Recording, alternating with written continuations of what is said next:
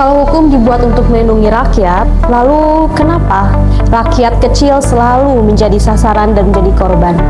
Lantas, ketika Nurani berbicara, kenapa hukum seakan tuli? Halo Genusian, aku Shanika. Selamat datang kembali di Genusian Book Insight. Gimana nih, udah nemu belum jawaban dari pertanyaan aku tadi? Nah, tentu saja untuk Genusian, para ahli hukum nih bakal suka banget kalau baca buku novel berjudul Putusan Terakhir karya CSAT di Lesmana. Tentu saja di Juli ini aku akan mengupas tuntas seluruh buku dengan total 5 bagian menjadi satu episode setiap bagiannya. Nah, untuk debut Putusan Terakhir, saat ini aku akan bahas buku dengan bagian yang berjudul Dunia Sebelum Retak.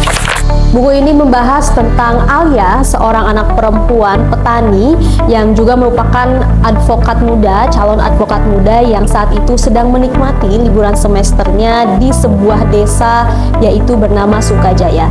Dan ketika itu dia sedang menikmati angin segar di pedesaan dan menikmati liburannya bersama kedua orang tuanya. Namun tiba-tiba saja ketika dia sedang menikmati keindahan alam, datang sebuah keputusan bahwa mereka atau masyarakat Sukajaya harus segera mengosongkan lahan sesegera mungkin karena akan dialihfungsikan menjadi sebuah proyek.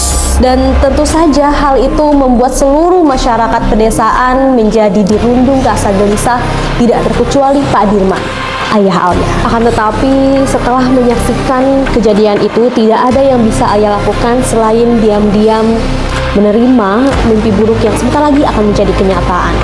Dan di sisi lain ada Raka, seorang anak kepala desa yang juga mengingkari janjinya kepada Alia.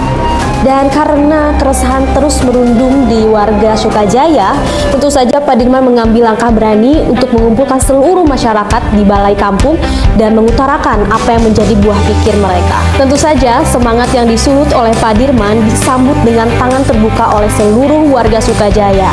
Mereka mulai menyusun rencana bagaimana caranya agar tanah mereka bertahan dan tidak jadi digusur. Namun 2 minggu setelahnya datang sebuah ultimatum yang lebih serius dan ditandatangani langsung oleh Bupati, bahwasanya perintah agar mengosongkan lahan dipercepat dan bila tidak mematuhi maka hukumlah yang akan bertindak. Tentu saja hal itu membuat warga semakin kebingungan. Mereka marah, sedih, bingung, resah, dan semuanya bercampur menjadi satu. Lalu bagaimana sih kelanjutan dari cerita ini dan apa yang akan terjadi kepada warga Sukajaya? Stay tune di episode selanjutnya ya Genusian, karena aku gak sabar buat melanjutin cerita dari Putusan Terakhir ini. See you on the next video Genusian, bye bye.